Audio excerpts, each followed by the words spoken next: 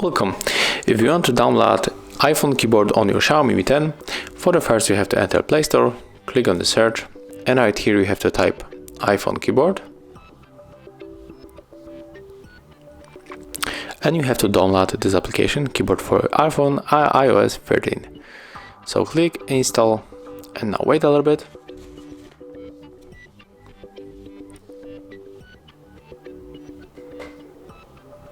Okay, right now we have to open, click allow again and again. Tap on the skip, click on the start. There is the ads that we have to close in the left corner. Click on the enable right here, turn on your iPhone 11 keyboard. Wait. Okay.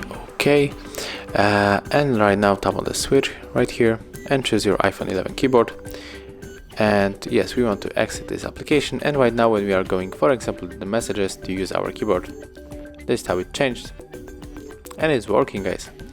Thank you for watching. Leave thumbs up, comments, and of course subscribe to our channel.